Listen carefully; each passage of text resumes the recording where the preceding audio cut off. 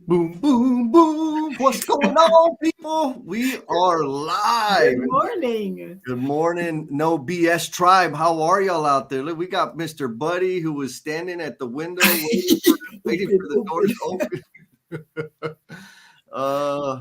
We got Miss Jamie Knox. Jamie's Oh up my early. goodness. She doesn't like these early mornings. So yeah, I don't thank know. you, Jamie. Something tells me she just never went to bed. It could be. Backfeed, my bad. And then Miss Amy Campbell. Good morning, Amy. Yes. Oh, that's interesting. We have recognition. Oh, that's not what I wanted to do. So how are you, Miss Jennifer? I'm doing okay. I'm doing good. We got again. I'm excited about our topic today because it's kind of sparked some other things going on just in my life, but also conversations I've had. So I'm super excited to dig into this today. But everything's good. Yes. What about you? Well, I'm good. I had a week of like not really sleeping very well, and I have sleep apnea, so I forgot to sleep with my super sexy face mask. And then I finally did, and I'm like, oh, I got energy. But I don't know. This morning, I'm like, man, I need some water. I need some no BS love. That's what I need to wake up. I think yes, and it's spreading. What I've realized is this event and the people that are in our tribe, like these conversations are happening outside of like this event. So like last night, I was at a event with some people that are in our tribe locally, and I was having to cut out a little early from the event. And Yesenia, who was there, says, "Oh yeah, Jennifer needs to go. She's got a live stream in the morning." And I'm like, "Oh, like that's cool." Need to keep you in order, man. Yes. We got the tribe showing up. We got Mr. James. Good morning, Mr. Jim. How are you, my friend? Word is he's going to be hanging out with us in Austin too. Oh, awesome! Yes, we got a lot of people coming to Austin this week. Austin, hanging out with Rafa and the Refine My Site team with the Lean Build. Like everybody's going to be there. Yes. We're going to have a good time. Yes, and Alex is coming with me, so that'll be fun. She'll get to. Oh, so that means I'm probably going to be skipping out so I can go hang out and have fun with Alex. Yes, and that means you have to wear clothes. So just. Okay. I'll wear damn clothes. Davis Hambrick says, "What's up, my friends?" Good morning. Oh, look, Nurkash coming in from South Africa. Yes. You know this guy? Oh, I do. I was like, oh, see you in a little bit this morning. Yes. He was on LinkedIn. Will. Wednesdays with Will at 11 a.m. Central. Yes. I have done a major violation. I have failed to block my calendar in 2 weeks in a row. I scheduled something right when you were going live. So this week I'm going to make the adjustment so I can block that out so I can catch up with all the positive goodness that you're spreading out there. Yes. Mr. Bruce coming in from Queens, New York City. We got some New York people in here today. Yeah, we got New York.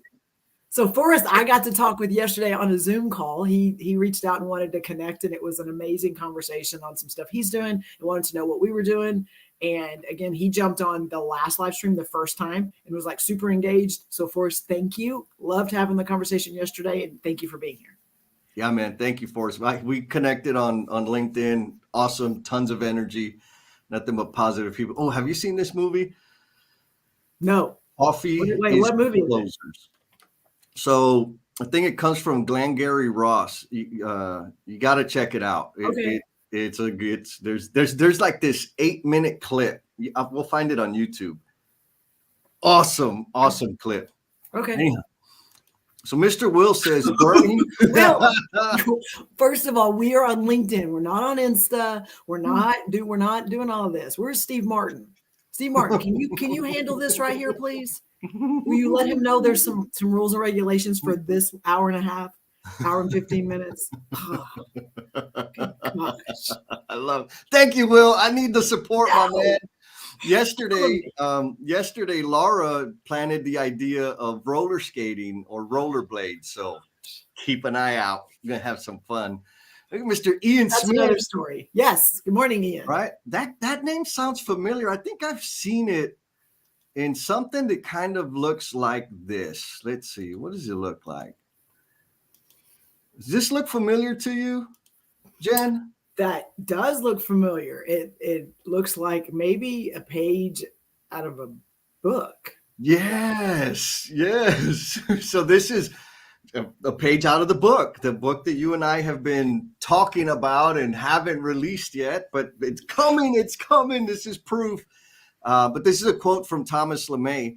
And just so the No BS tribe knows, we did take a lot of the contributions from all the contributors back when we were doing the 5SN relationship live streams. And so a lot of your quotes, we couldn't do everybody, but there's quotes from a lot of the members, the No BS tribe members in the book. And this one was fitting because of today's topic, right? So Thomas's quote was, do you think standardization combats self-deceptive beliefs? And today we're going to be talking about stabilizing, which, it's closely related to standardizing. What do you think, Miss Jen? Absolutely. And it's funny because in the book, we put the question in there, and then our kind of responses are also in there, like how we responded to that in the live stream is actually in the book. So it's kind of cool. And then when we were planning for this one, we talked about stabilization being the right word, but like it's so our industry and the people in our space, standardization is that word that they're used to. That's the word that they used to use, but stabilization makes it a little bit bigger. And it also, makes us think about not just work related and, CI stuff and continuous improvement, but also stabilization in our lives. So Yes, 100%. And it's not as confining, right? Like standardization just feels like, oh, there's rules. I got to wear a shirt. Like, what is this all about? I don't like that. What else? You got people blowing you up this morning. Man, we got people. So let's give some love. Mr. Mike Kyman. He's like I know, right?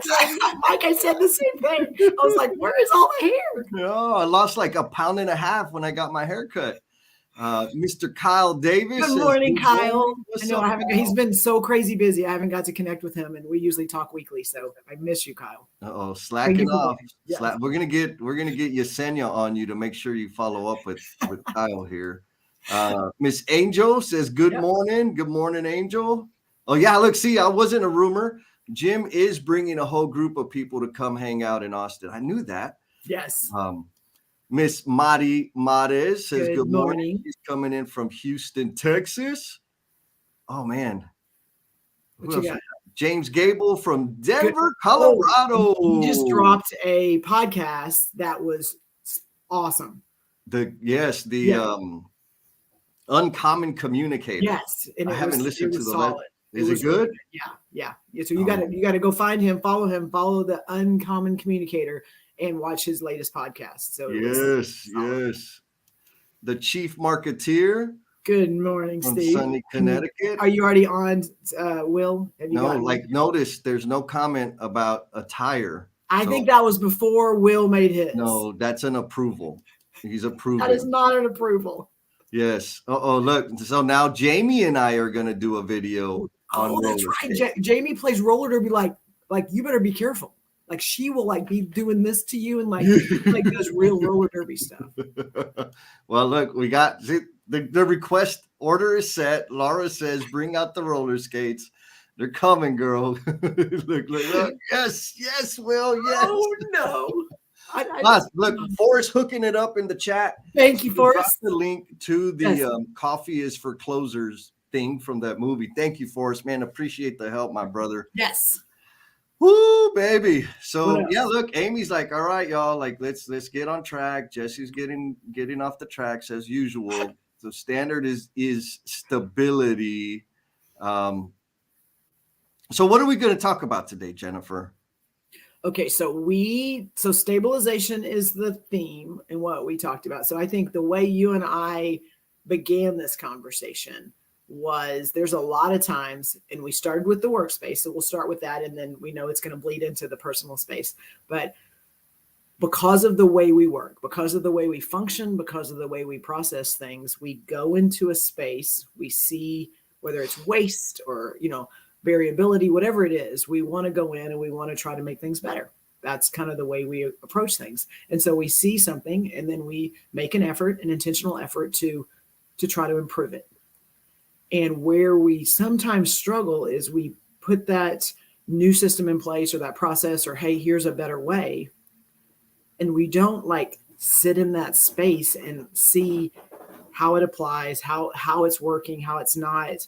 We fix something, or we think we fixed it, and then we're going to the next thing, or we're like, and I think the way you would describe it is we do it, then we pile something else on top of it, then we pile, and we don't like sit in that space and allow that to be like what it is, and to see, is it working, is it not, before we move on. And so I think that's how we started this conversation. Yeah, and it's a direct spin-off from our last conversation, the last session we had, where we're talking about turning it off, right? When to turn it off. And the story was or the conversation was based on pancakes that I never got, by the way, y'all. I never got any pancakes. And you, Jennifer, were talking about how the girls were making pancakes for you for Mother's Day. And your first instinct was to get in there and fix and tell them, oh, you're doing it wrong and do it this way. And the real value was you in sitting back and just being a part of the experience. And like we have all the No BS tribe, we're all leaders. We all have some responsibilities. Many of us are serial fixers. Yes. That's cereal with an S, not a C, but I bet you some people would be fixing the cereal with a C. Thank you for that, Kyle. And so, the solutionizing gene in some of us is very strong. Yes. And as we're having that conversation, we started talking about stabilizing and letting things kind of settle down, letting the dust come in and like just let it settle. And the tribe took us there. And then when we went to the after party, then it was like we really started talking way deeper about I think Angel actually was the one who asked the question first, like, how do you stabilize? Like, how do you confront chaos and deal with that? And I know, Jen, you got some juicy stories to bring for that, but No BS tribe, you're not off the hook, because we did have homework. Yes. And the homework was to get in the space that you would normally exhibit your serial fixer tendencies and not fix, and just be present. So as we start this conversation, you can still turn in your assignment. It won't be graded today. We just share the story because it's a habit. It's a skill that we need to build with practice. It's going to take reps. It's going to take practice. And so if you've got any wins, please share them. And if you have any wins, or like if you go and do this after today, that's okay. Please share it. Like, the idea is build the skill. Maria, beautiful example. Yes. Right? We had homework to celebrate a win, whatever it was 2 weeks ago. Yes. And this week she posted a beautiful story of her win and celebrating her mother. I mean, it was almost perfect. There was this beautiful picture of like 7-layer rainbow cake, and I wasn't in the picture. If I was in the picture tasting the cake, it would have been perfect. Well, I was there and it was amazing. I'm just going to speak to that. I think I'm having internet issues. But, okay, so while people are hopefully sharing those things, yes, I want to give a shout out. So how I don't engage, or how I stop and am able to like turn it off. What I found, and it's powerful, is we have so many people in our space that are doing live streams and podcasts and things like that. And this week I listened to Felipe and Hal on the EBFC show, their podcast. And what I've realized, one, I'm going to give the shout out to them in a minute, but in the podcast, my brain can't stop. So I can listen, but I can't contribute. And I think it's an amazing space for me to listen to those. And I'm pinging, but like, I have to like, just let it come in. I have to receive it, because I can't go, oh no, and this and that and that. And so I love the podcast, because that way I can kind of get all these ideas and let them kind of bounce around. But that podcast this week with Felipe and Hal is amazing. And Hal gave us shout outs at the beginning, which I appreciate, Hal, but you started a lot of those conversations around people And I know you're talking about a lot of different things in that podcast, but it's the people side of everything that we do in our space, in other industries and things like that. Forrest and I talked about that yesterday, that my space and his space are completely different, financial and construction, yet there were so many things that do bring us together. And I think that's the stuff that the magic that you and I continue to uncover is the people part of all of this. Yeah, it's all about the people. He also pointed directly at a big problem. And the problem is we don't appreciate each other, like generally speaking. And I know, like the NoBStribe, we're demonstrating that, right? We're showing how to appreciate and connect and understand and support one another. And we've got to continue with those ripples of impact to have the change that we're seeking. Yes. All right, so there's some other folks jumping in. Mr. Great. Ed, your elevator pals in the house. Man, New York is rolling deep Yeah. today, baby. Watch out. And then we have Dr. Karen Marie W. Dr. Karen, no need for sorry. No. Welcome. Japan. Thank you so much for making the time to come in. I'm excited. Hopefully we don't scare you away. I'll do my best to behave myself. Yes. Oh my goodness. And then here we go. Yes, thank you, Steve. I don't even know what it says, but thank you. He says I have been cleared the no short rule on Instagram. It's okay because there is risk and there is reward. Yeah, baby, that's what I'm talking about. I feel like the three of you, Will, and Steve have some other committee that I haven't been part of. I haven't been a part of those meetings. It's the marketing committee. I think I've not been invited to that meeting. That wasn't on my calendar. But look, I think you got somebody on your team. Miss A. That's not on my team. Come on, we got some Deadpool going on the unicorn, baby. That's how we do it over here. Oh man, all good. Nothing but love. Now I know why I was like short on energy. It's because I didn't have all of this goodness coming from the NoBStribe. And then Ms. Mola May. Ms. Mola, how in the world are you? Thank you for joining us. We're fixing to go deep here.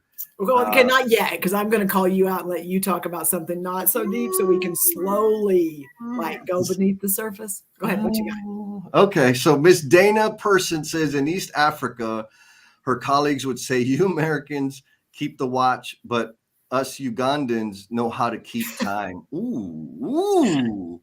Their meaning was that it was not about the actual time, but the people that were there and the time together time. Gangsta. Absolutely. You know what? I had my mom and my brother come over for dinner yesterday, which is like a rarity, like seriously. And I joked with you, Jen. I was like, I'm going to go out of my comfort zone and instead of 45 minutes, I'm going to give them 48 minutes. And man, we had a blast. We're cracking up the whole time. And no lie, about 45 minutes into it, my mom was like, do you want us to leave? Jesse. Because she knows how I am. And I'm like, no, it's fun. Like we were being silly. It was a great time. But so to Dana's point, right? Normally I didn't book myself in the evening. I just said, come over for dinner. We'll just hang out and whatever. And so there wasn't this pressure and it kind of caught her off guard, but also her response reminded me of how rigid I can be about my time. And it's not about the time. It's about the time together.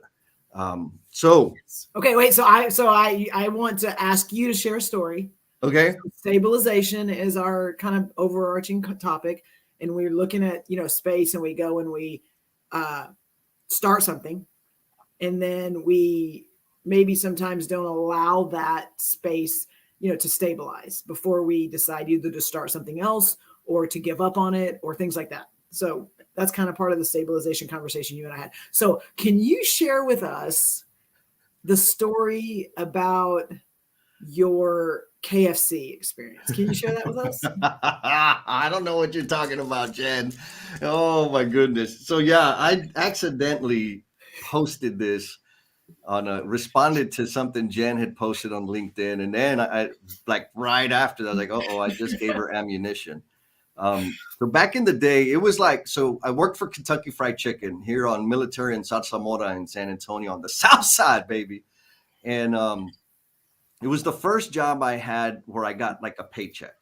And I got in there. It was a fun job. It was cool. I worked the counter, the drive-through, right? And I was like, let me figure out how to be awesome at this. And of course, I was amazing. And at they every month they'd have a meeting and they would give the Employee of the Month award.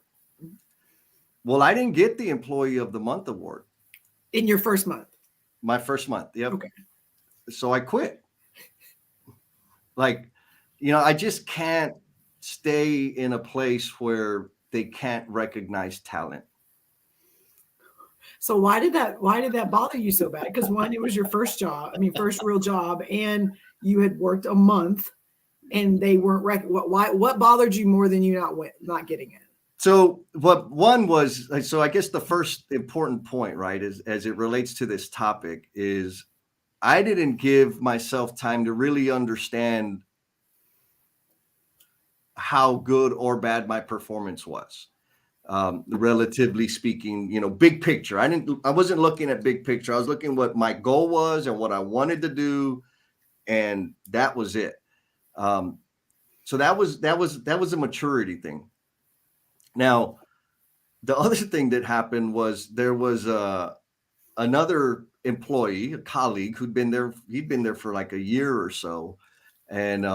And like, truth be told, I was just straight up competing against him. I think his name was Albert. I was like, I'm going to beat that fool, right? Like, I'm going to win. And what was really frustrating about it was whenever the manager was around, who was like super awesome and super cool. And what I mean by that is just really smart and a great leader. She communicated well. She set expectations. She was always planning and kind of advising us on a different level, right? Not like do your job, but career kind of focused. Anyhow, whenever she was around, Albert was like, man, he was like a puppy dog, just all up in her business. Ooh, what can I do, Karen? How are you, Karen? and so, but it looked like he was this great worker. And when she left, he was a sorry dog. He was sitting down, talking smack, like, I'm not going to do that. I don't do that anymore. Like, just his attitude was not, he wasn't part of the team. And of course, with all of my 30 days of experience, my assessment was 100% accurate. And so when I didn't get the Employee of the Month and he got it, I was like, I'm not. If that's what you appreciate, if that's what you value, I'm not going to be kissing your butt. I'm not going to be pretending to perform. And then when you're not around, sit on my hands and make everybody else carry the weight. So like that was the thing. And, it makes me think of, I've carried that lesson forward to when I started running crews out in the field. Of whenever I had like sub performers, I can't just let them continue doing that, because what it does is it signals to the people that are doing the appropriate thing that I don't value their effort, right? It's kind of like we've had this many times, and several people on the call have, when you have like a plus delta on a meeting, on a lean coffee or something, the first delta is always attendance. We didn't have 100% attendance. Okay. First, what are you going to do about the people that didn't show up? And second, why the hell ain't you appreciating the people that did? Right? It's just this gap. And so anyways, back to the subject, that whole thing of coming in, this was my first like official job. I had a uniform, right? And I hi, welcome to today's KFC. This is Jesse speaking. How may I help you? Would you like original or extra tasty crispy? Like I still remember, like I had it going on, boy, I should have got Employee of the Month. But because of my inexperience, I was not equipped to come in and really let myself my mindset acclimate to this new environment, this new space where now there's these personal dynamics. There's some level of politics and, teaming up and all the little weird things. I didn't understand those. I just thought, like on my baseball team, you show up, you work hard, you start.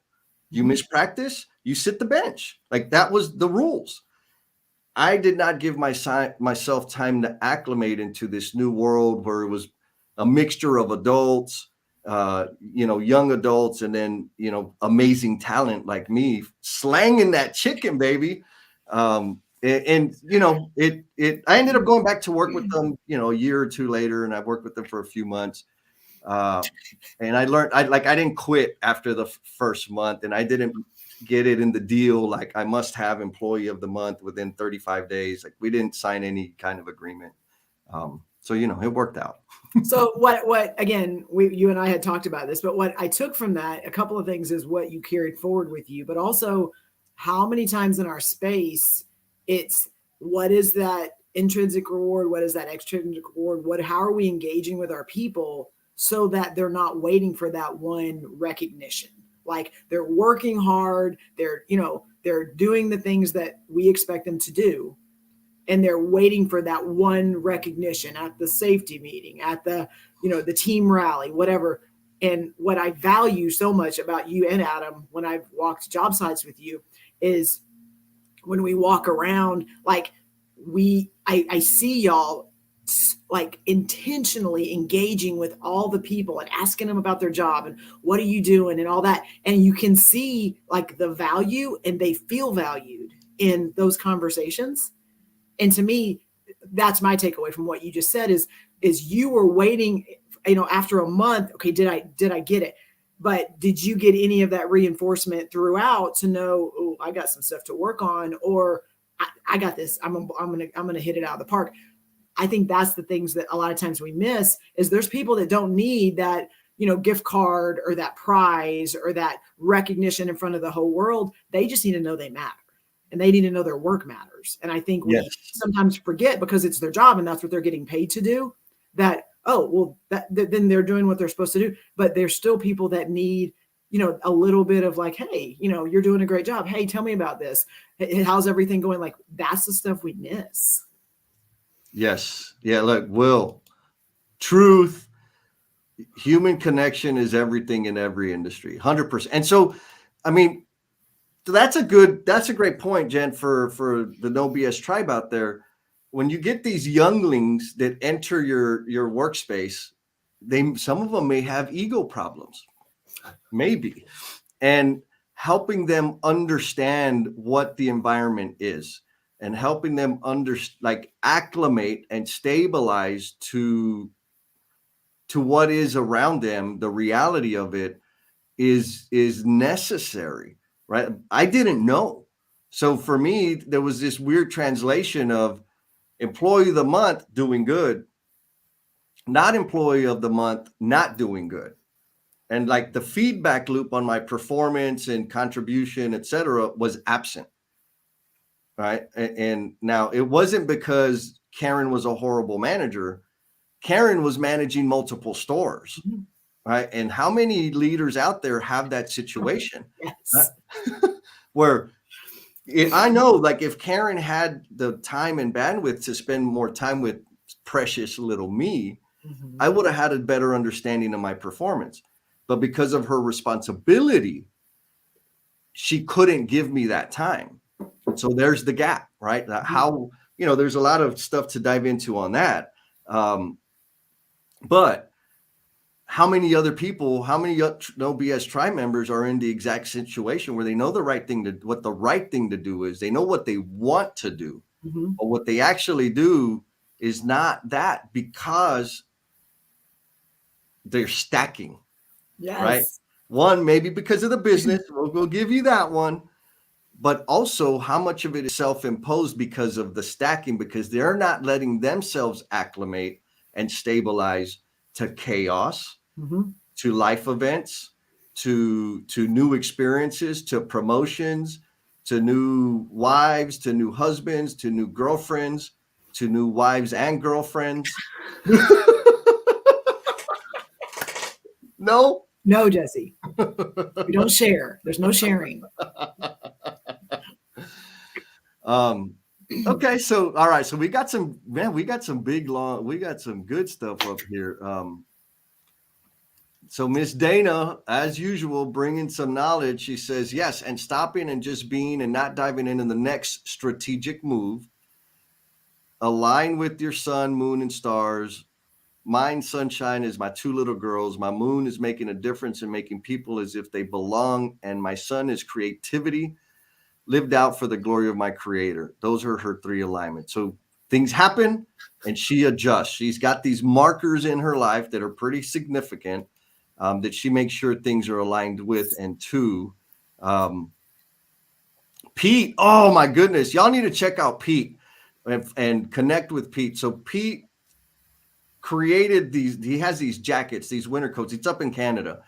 And what they do, if anybody's ever had to wear a self-restraint body harness over a jacket, it sucks. It's uncomfortable. It gets all bunched up on your sleeves and everything. Anyways, he's got a design where the jacket has like a opening in the back so that you can wear your lanyard tight to your body as it's supposed to be worn. Put the jacket on, pull the lanyard through, super comfortable, super warm, and you're ready to go. Yeah, y'all got to check them out. So Pete says communication is key. Communicate with everybody in your work area and celebrate the good things they do, but let them know about the mistakes they do also. But don't crush them. Always be gentle with that part. Gangsta. Yes, sir. Thank you, Pete. Oh my goodness. Oh, so we got a comment from Facebook. Okay. This is a rare event. Okay. Miss Mola says her first military supervisor taught her that people matter. Sound familiar, Jen? Yes. He would rescue her from behind the desk and they would go visit the team. People do matter and they will do more once they know you care and that you see them. Management shouldn't live behind their desk. Thank you. They should visit their employees. That was instrumental to her leadership formation. Man, we got some like mega leaders out there. Yes. Oh yeah, it's going down. So Jen, we started with this light KFC, conversation, and it got a little heavy. I wasn't expecting it to get that heavy, but that's okay. Yeah, I can't help it. Like, I'm a goofball. Yes, you just dive straight in. No water skiing. We don't allow water skiing. And look, I even got a vote. The Colonel Jesse Hernandez. Yeah, buddy. Oh man. And so like go back to the thing when we were talking about stabilizing this whole improvement thing. We'll go to the next level. And Adam and I had this conversation about continuous improvement. And this was like between me and him, where, okay, we're always focused on the gap. What's the gap? How are we going to improve that? How are we going to improve that? How are we going to improve that? And there's a whole lot within that type of behavior, because so one example, when I asked for feedback for a long time, if people gave me positive feedback, I would reject it. Right? Like I wouldn't. Yes. I thought I was positive. Like I thought I was polite about it and say, oh yeah, that's good. But what do I need to improve? Right. That's Adam. Right. And so what I'm kind of telling them is I don't really want feedback. Right. I just want this thing. And so I wanted the deltas. I wanted like the stuff that I could work on to make better so I could be better. And so then it's this constant state of almost feeling like you're not good enough. Almost, but it's not really that, right? It's just this constant state of how can I improve? How can I get better? How can I improve? How can I get better? And yes, continuous improvement is important. Now, the problem with that is there is no machine out there that operates 100% of the time for infinity. It needs maintenance, right? It needs breaks. Otherwise, what happens? It falls apart. Yep. Even this fine machine needs breaks, right? So we've seen them on Instagram. So we got to build in this time to stabilize, and especially when we're in the improvement world, when we deploy an improvement, it's disruptive to everybody around us. And it seems to be working, but we need to let it flatten out and verify, like, okay, all the stuff settles down. Okay, good. Now this is the new standard. Let's anchor that in place and let's improve again. And then give it some time to stabilize, anchor it in, improve again. We can't just improve. And Jen, you and I have had this conversation because of our energy and the amount of time we spend obsessing about things. When we're bringing people with us, and this is for our leaders out there, when we're bringing people with us, we're like the agents and deliverers of change, and we don't slow down to stabilize, we will burn out. We may have a little more gas, or maybe our life is designed in such a way that we can commit more to work, whatever. We will burn out. The people that we're dragging along, kicking and screaming, they done burnt out.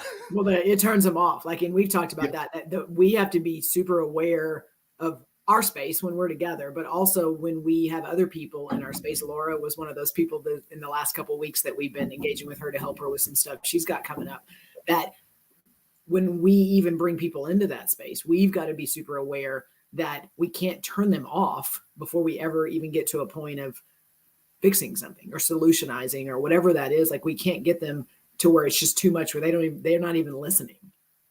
And I think sometimes we forget and we go to that. So fix. What's the answer? What's the answer? And it's like, no, take a step back. Let's have a conversation. Let's figure out where we are. Let's be in this space.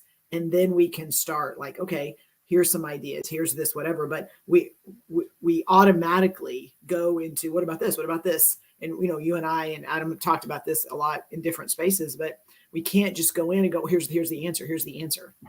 Because that doesn't help the conversation. It doesn't help how are we together improving and getting better, and how is it going to sustain when all we're doing is just solutionizing. Yes. We don't give people time to process and adjust and digest, right? And respond and all of the things.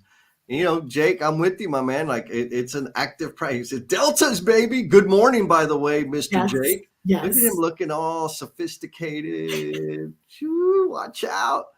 But we have a story about the Deltas, and it's Adam's story, and I don't want to give the details of the whole story, but I know that Adam is very much like, Deltas help us. That helps us find the areas, the constraints, the areas that need to be fixed. And that doesn't mean that every Delta is something that you need to put attention to, but we do need to recognize and acknowledge the Deltas, because somebody said, hey, here's an opportunity. But he, I think, I don't want to speak for him, but he was doing that with his son with baseball. I'm like, okay, how can we get better? How can we get better? And it was causing his son to, like, just not want to. He was getting turned off on baseball. Like, he was getting turned off on the conversation because it was all about how can he get better. And again, Adam said just one day he just didn't ask. He just focused on, let's celebrate. And it just completely shifted the conversation and their interaction with each other, because it wasn't all about how do we get better. It helped them, like, shift how we together are going to talk, and we're going to communicate, and we're going to, bond. But also it allowed Adam to see that it's not always about that opportunity to improve. Sometimes we have to stabilize and find that space where we can just be here together. Yes, 100%. Thomas LeMay, dropping bombs, the Stockdale paradox. Productive change begins when you confront the brutal facts, right? And so one of the brutal facts that we're touching on is that we are human beings. We are emotional creatures. Mm-hmm. And we need time to recover. And that was part of the conversation we had with Miss Laura, tattletelling on Laura, right? Like, we have, I mean, like, for real. I'm not going to do it. I'm going to share my calendar. Like today, I blocked out 3 hours of recovery time from this conversation, because sometimes Jennifer makes me spill all my guts, and being super connected and super energetic and then super vulnerable, it takes a lot out of me. It drains me, and I need to just, like, chill, put my feet on my chair, and just be. But what I like to do is just keep running, just keep going. All right. Major life event. And I got plenty of them. And I know I'm not the only one. A bunch of us on here have major life events. And the way I used to deal with that is, instead of stabilizing, instead of experiencing grief and experiencing sadness and experiencing loss, you know what I did? Like, straight up, my grandfather passed away. I was a pallbearer for my grandfather. I left the job site 30 minutes before I was supposed to be there. And as soon as we put my grandfather on the ground, I went back to the job site. Right? Like, and somehow in my head, I was convinced that I'm a dedicated worker. That's just the way I'm committed to the job. Really? That was me avoiding dealing with all of that grief, dealing with all of that loss. And so I know that I have a history of, whenever I've got like gigantic waves of feelings to deal with, man, I'm gonna go get myself busy so I don't need to deal with. And that's just not a sustainable pattern. I think that sound familiar at all, Jennifer? Oh my gosh. So yes, I'm going to try to get through this. So multiple things, multiple examples, and I'm going to try to talk through them and then probably take a break so that you can talk. But so one of my super dear friends, and y'all know her based on some podcasting and some events we've had recently. So she and I have talked a lot over the last couple of weeks, because she came to a realization about 3 weeks ago, maybe 4 weeks ago, at an event that we were a part of, and a lot of our tribe members were a part of, with the conversation that her son had passed away 7 years ago. And she had been running and moving and being active since then, and using a lot of different ways to cope, and had never like sat in that space and dealt with it. And again, I mean, that's a really big thing. And she at no point had acknowledged or even thought that that is what she'd been doing, until she's in a space with other people that are saying very similar things, that it's easy just to stay active. It's easy just to what's next, and not realize that you're still dealing with grief and loss. And like, for her, it was a huge awakening. And then she's, trying to do some self-care and some things for herself now, to try to, again, start that healing process.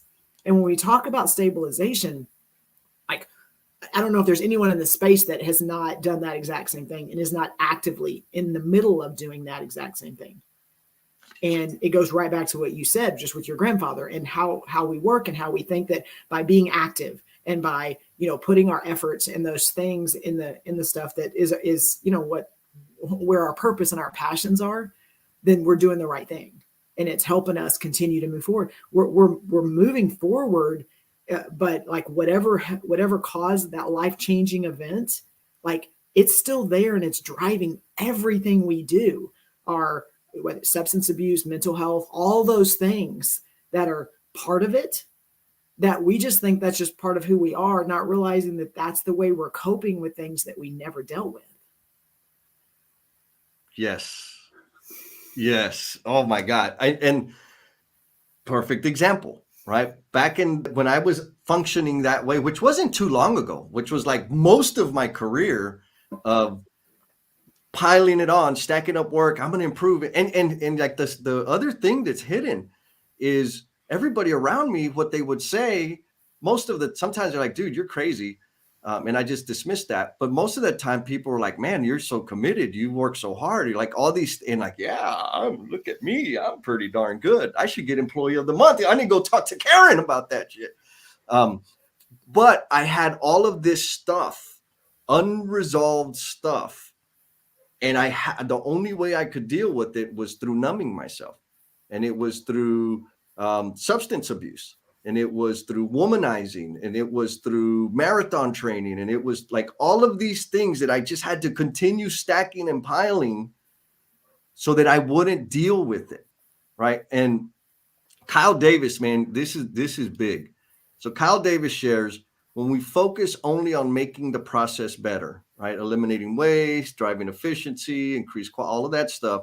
And we fail to recognize that it's people at the heart of the process. And those people are the ones that are putting their energy into the process.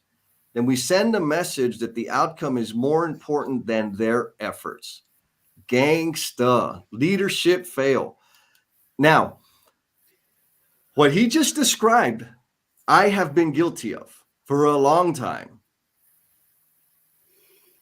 which also means I am complicit in the substance abuse. I am complicit in the reduced quality of life of people that I care about, because all I'm focused on is outcomes. And I'm not giving people space to stabilize. I'm not giving people space to grow and understand how this is affecting them, how they feel about it. Like, I don't care. We got stuff to do. Go get that thing done. Keep your personal stuff. Like all that garbage, that's what will come out of my mouth. So I'm complicit in that. And I'm going to just say it. If that's the way you function and show up right now at work, you too are complicit on the poor mental state that our people are dealing with. You are complicit in the substance abuse that is going on in our industry. And we already know in the construction industry, death by suicide is an enormous thing. And we can take action. And the simple action of appreciating another human being and recognizing them for being human is, in this day, enormous. And it's a lot more than a like and a follow, right? Connect with somebody, listen to somebody. Okay, sorry. I'm going to get off my No, you're good. We got some comments here. So let's bring it back down. Let's have a little bit of fun. Amy says, more important than their efforts and their physical and psychological safety, right? Like, yes, we got to take care of our people. Ian Smith, the greatest thing we can give to people is the gift of time. That easy. I mean, Ian, we've done this when we were doing some improvement events up in Dallas. And no. It was in San Antonio. And he came in and he was like, wait a minute, what are y'all doing? It's like, oh, we're studying the electricians doing the work. And he's like, okay, so y'all, so we described the whole event. We're studying them and we're writing all this stuff on stick notes on the wall. And he's like, have you told them what y'all are doing? And we're like, no. He's like, well, wouldn't that be like important to like talk to them and show them what all, like, they're not just lab rats. Like, so the point in that is Ian just naturally goes there. And some of us need the reminder. And just giving people the gift of time, like that is where we need to go. Maria Martin, just for anyone dealing with grief, it's okay that you're not okay. It's magical, even if you have to read it one page at a time. So apparently that's a book. It's okay if you're not okay. We've got to give ourselves permission to grieve, to hurt, to just to feel sorry for ourselves once in a while. Like, don't stay there too long. But when we're in those spaces, community, our resources and our people can change that 100% for us. And Jen, I can tell that you're just chomping at the bit to tell us about how you stabilized an extremely chaotic experience. So I'm not chomping at the bit, but I will, again, this is the space we're in. So I'm going to share this. I'm going to try to get through this, but I want to give a little backstory. I think that leads into how I deal with self-stabilization, and maybe other people in here probably deal with it the same way. So I have those of you that know my backstory, I have 3 brothers. We were raised by a single father. He passed away 20 years ago. And 2 of my brothers didn't deal with that well, didn't self-stabilize, didn't find the way to work through that. And the 4 of us are close and we do a lot of things together. They've each had their little moments where they've kind of had to go do their own thing and come back together. But over the last 20 years, those 2 brothers have dealt with substance abuse, they've dealt with alcoholism, they've dealt with some very hard things. And we were there and we were supporting them, but we couldn't make them want to deal with it. They had to find the place, and they're still like, now my little brother, he's still, do you think daddy would be proud of me? Do you think, like, those are things that he lives with 20 years after he passed away, because he didn't get in this space where I need to be, where, you know, I need to get to where I'm okay to be able to move forward. And so we're still dealing with those things now. So because of that, you know, and being the oldest sister and helping kind of, you know, walk them through some of this over the last 20 years, my default is I don't need people to help me. I don't need, I got it. I got it. I can deal with it. And there's not anything that I can't figure out. Like, that is just my mode. My dad put that in me early as a single father and helping him. And then when he passed away, taking over that matriarch, you know, kind of helping my brothers, I'm good. And so when you get put in a life-changing scenario, and that is your mode of thinking, when you are in the middle of chaos, and that is the way that you function, and you don't know what to do, you can't figure out the answer, it can debilitate you. Like, it can knock you down to the point where you don't, I've never been in a place where I don't know what to do. I don't know the answer. And in December, my house flooded. And it was, it was one of those things where it, like, the house and all these things were going on. It just happened to be in December, like right before Christmas. And I've got 2 girls, you know, and we're in a house like that is going to have to be like vacated. I had no idea what to do. The chaos that was around me and in front of me, like, stopped me in my tracks.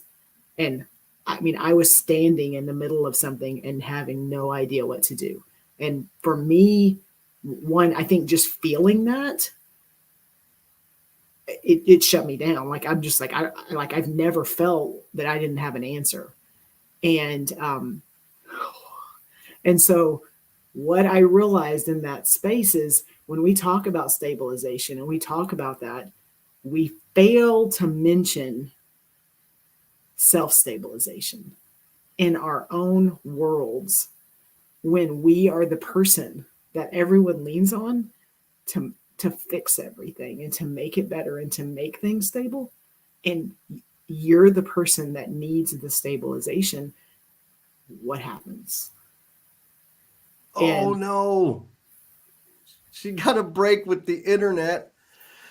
Woo. Okay. So it was getting real. I'm gonna go ahead and bring up some comments right now while we get her Wi-Fi back up and running. Oh, there you are. You pulled it, Jesse. I think the gods helped me with that. I needed to take a break. So yeah, so I think that was life altering. The event, I think, was even more life altering for me, was that because I am the person that is the person that kind of can step in and help people find that space. I didn't know what to do, and it scared me to death. Like, I did not know what to do. I had these girls that were looking at me like, where are we going to be for Christmas? And I didn't have an answer. And so again, that moment, when it's self and you are the answer and you're always the answer and you don't have the answer. I think I had this conversation with you, is at that point, you really start to see the people around you, and you start to see this tribe that have been there, maybe in the background, maybe kind of the white noise, the things that you see and they show up every day. In that moment, they just pounced. Like they just stepped in, and Jesse, you're one of those people, and I will list them, you and Adam and Felipe and Jamie and Keon and Buddy. I mean, there's a list of people that in that moment of me going, I don't know what to do, like this group of people around me stepped in and went, here's what you're going to do. I have never had someone tell me that. I have never, other than maybe my dad, that said, here's what you have to do. It completely changed the way I looked at everything. Yeah. And so Maria says, I'm not sure, but we will figure it out together. That was exactly it. And so there's an important, super important piece that the tribe needs to understand.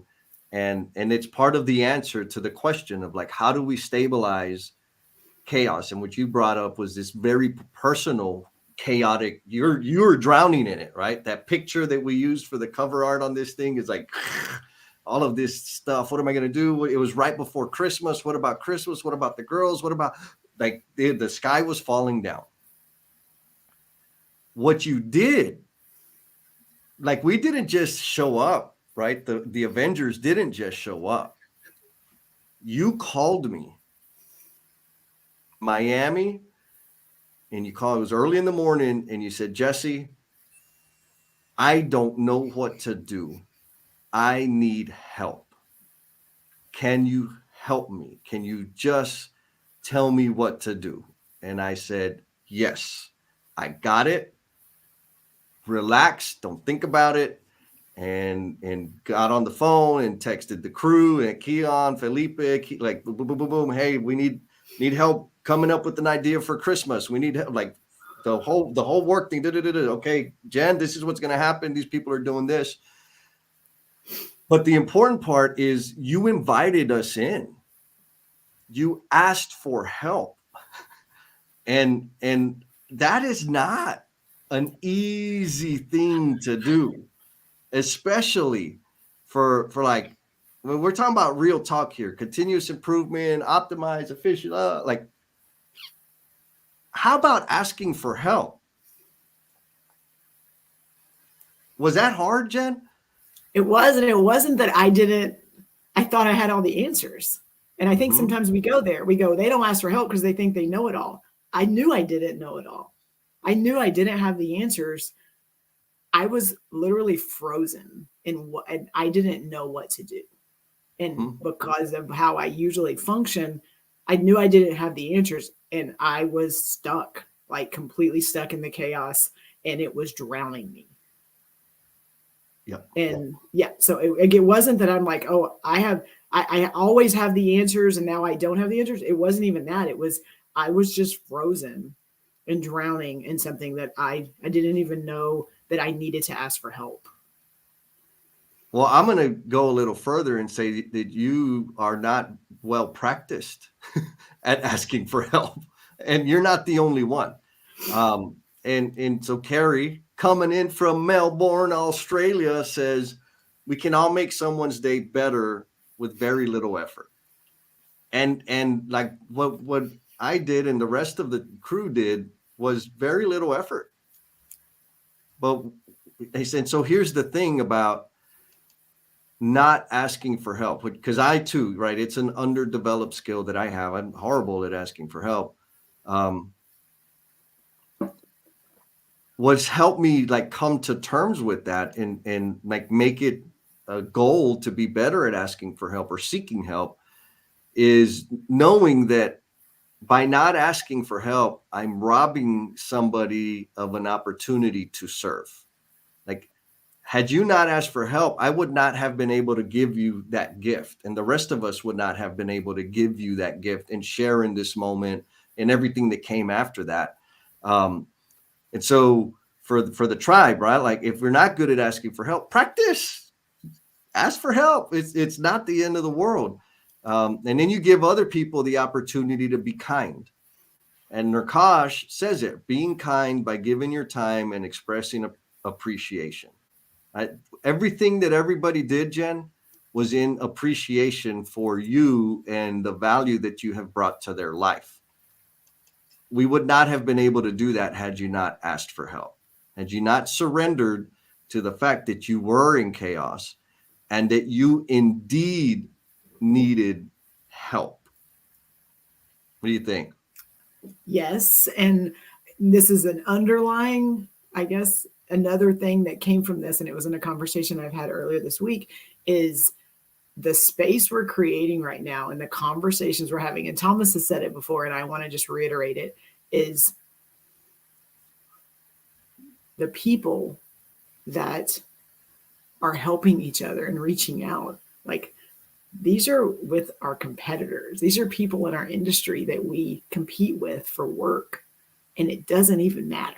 Like, we are so beyond that right now. And I think this group and this space that we've created has started to highlight that and elevate that we in the past have been, I'm competing against you for a job.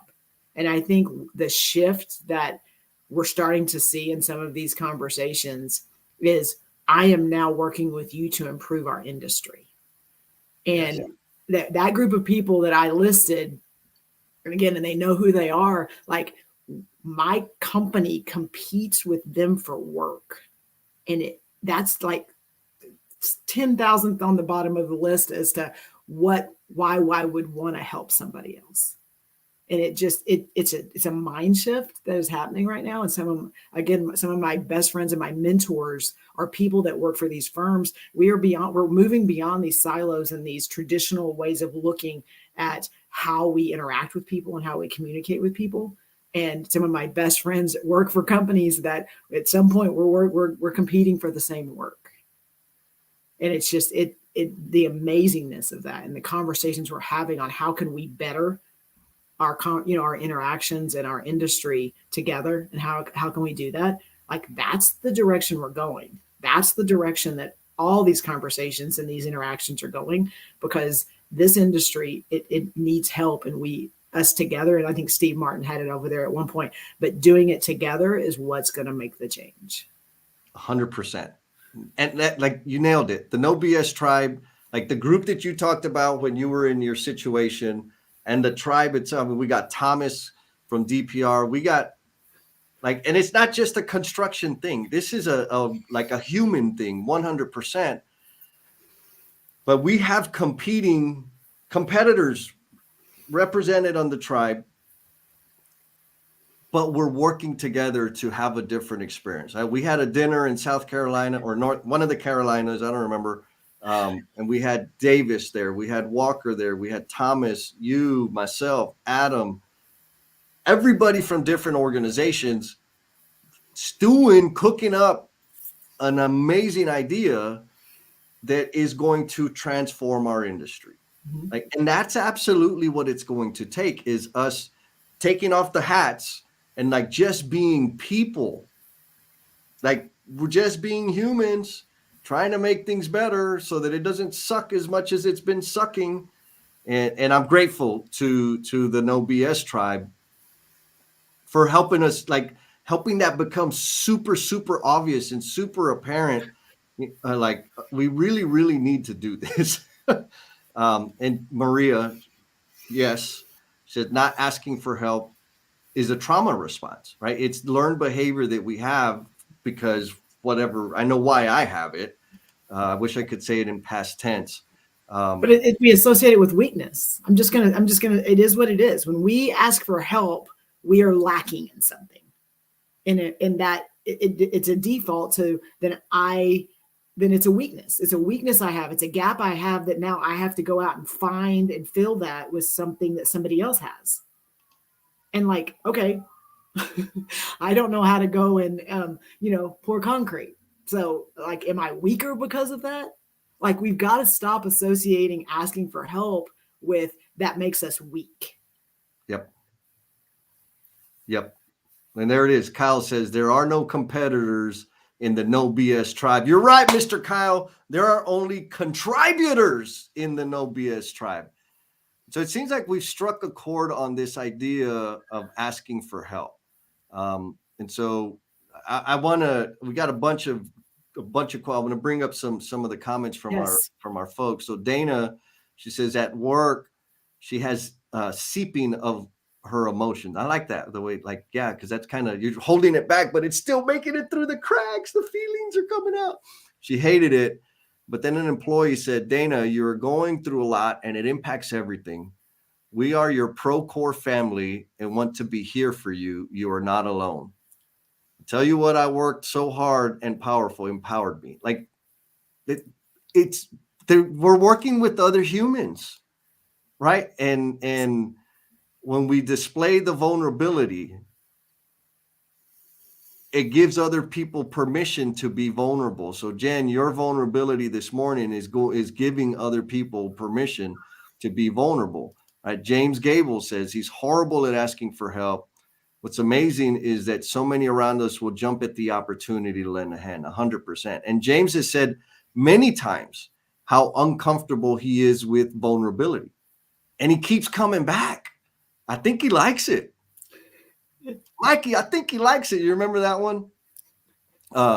Steve Martin says continuous improvement cheat code. 1, accept the current state. Together. Dream the ideal state. Together. And build the future state. Together. Like the operative word, I think, is together. What do you think, Jen? Yes.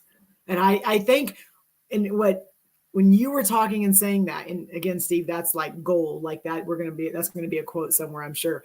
But I think that what we uncovered today is the spectrum of the vulnerability and the asking for help and the solutionizing.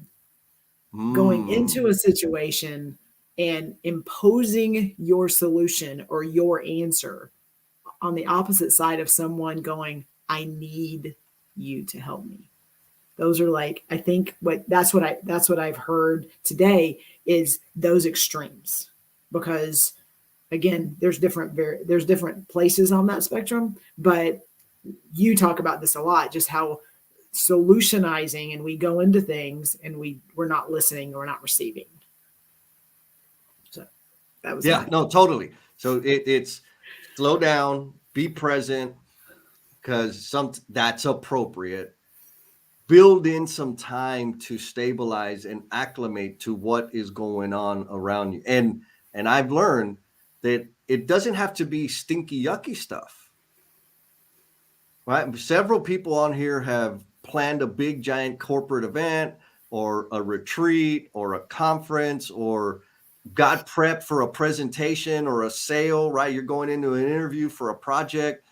Like everybody on here has had some. Bruce, he's a professor or teaches at the local college.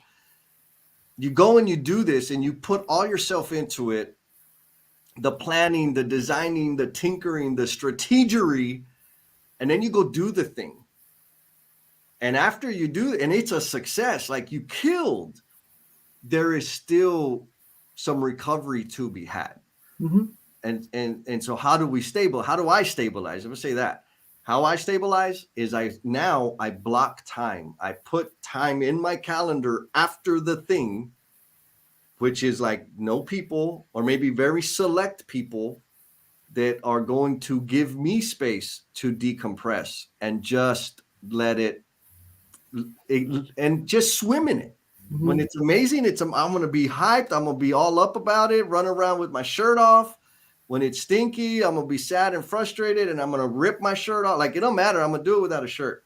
But it's creating this space and time to let things get back to even, or let me figure out, okay, this is where I've got to be. And so that's one thing. The other thing is ask for help, right? When you're in the middle of chaos, ask for help. And I know I've had I've had this situation where it was a bad deal. It was out on a job, bad. It was not going to be good. And I'm like, hey, we got a problem. So this is happening. And, I got solutionized. Came back again and said, hey, we got a problem. And then I got well, how would you handle it? Like, bro, I don't know. That's why I'm coming to you. And then it blew up. And can you guess what their response was? Why didn't you say something? Son of a gun. I did. Here's the text messages. Here's the emails. Wait, why didn't you say it louder? Oh, okay. And so what was the gap? Nobody's freaking listening. Nobody's listening. And so for people like us that suck at asking for help, and then you have that kind of experience, why would I ask for help? And so maybe this is there's some reflection for the No BS tribe out there. If nobody is asking you for help, reflect back on how many times you inadvertently signaled to people that you're not interested in helping them. What do you think about that? I like that reflection, because not, I'm going to take it one step further. How many times when they ask for help, you didn't listen to what they needed? Mm-hmm. Because again, sometimes when they ask for help, they may not even know. When I ask you for help, I didn't even know what I needed. I didn't even know what I was asking you for. And again, that's important, because if you're in that group of people that are trying to help, like, you need to make sure you understand, like Steve said, the current state. You need to understand that, and not just come in with, here's what you need to do, here's what you need to do, here's what you need to do. Again, we had some conversations, very, very specific conversations, that helped give you some groundwork and some foundation of, here's where we are, and then here's how we can help. And I think we get caught up sometimes on, someone asks for help, I can help you. Let me do this. I'm like, okay, but like, do you understand the current state? Do you understand really what's there? And you're not just pulling a solution or a response based on previous work or something you've done before, that, oh, I can apply that to this, but is it the same? Is it the right thing? And did you do your due diligence to make sure that you understand the current state? Yeah. Understand the problem from everybody's perspective. When I'm solutionizing, I only understand the problem from my perspective. I need to understand it from you and all the other stakeholders' perspective before jumping to action, right? Like, let's go see. But what's in that is the time that Ian talked about, giving somebody their time. Kosh talked about it, giving somebody time, being kind, being present, listening, like all of that. I know it feels lovey-dovey and squishy, but man, it gets you invited back to the party. It gets me invited back to the party. Mm-hmm. Like, if I go and somebody asks for help, hey, I need some help. Oh, have you read this book? You should read this book and listen to this episode number 6. You know how many times those people call me back? Never. Because I didn't bother to understand what the hell was really going on and what they were really needing. A lot of times it starts with, hey, I need help with this thing. We start having some conversation, some coaching, and just pure curiosity. I just kind of follow my curiosity. And at the end of the conversation, like, oh, I didn't really need this thing. I feel really good about my idea now. And that was what they were, but without giving them the time to navigate self-discovery, what are we going to do? Right? Like, give them a link to Amazon and order this book. Like, that's just not human. But we experienced that like in the last week. You and I did. We got invited to come and meet with Laura. I'm going to give her credit. Meet with Laura, and she wanted us to be in this space so that she can kind of talk through something she was planning. I don't think we did anything other than just be in that space with her and let her talk through it, let her get where she needed to be, and then almost reassure her. And, and our contribution to her was like validating her. It wasn't, we came with all these solutions and now we are the ones that brought the value. We validated what she already had. And I think it elevated just her confidence in those things. Yeah. Oh yeah. She was powerful yesterday. She brought her A game. I got this. Yeah. I said, I just had to nip it. Yeah, girl, nip it. So it's 9:14. Oh my goodness. I haven't, I got to get the Clubhouse link in the chat. So we're going to have the after party on Clubhouse. while I'm fumbling around through here, Jen, would you mind closing thought? Yeah, I think for me, even leading up to this conversation and even today in the conversation, we talk about stabilization, and it's so easy to look at that from our workspace and looking at that from the continuous improvement perspective and the things that we've been tasked to do when it comes to, again, our jobs. Stop and like take a moment and think about that self stabilization, whether it's rest, reflection. What does that look like for you? And really kind of do some of reflecting. And are you self stabilizing, or are you just stacking on top of things that are there to avoid them?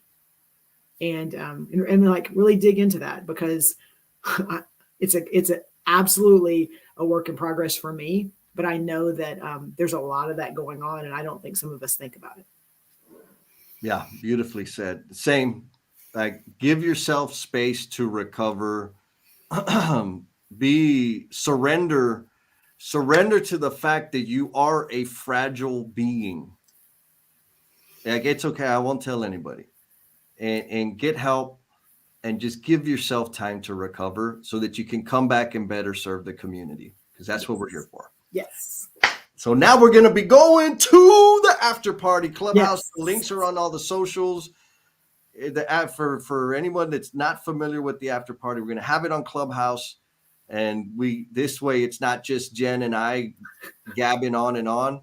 We get to hear your thoughts. We get to hear each other's voices and get more vulnerable with each other.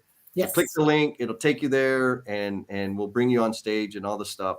But again, thank you for giving us another. Thank you. Thank you. Thank you. Thank you. Yes, it's been amazing. So peace. La, la, I'm going to buy skates. I'm going to buy rollerblades.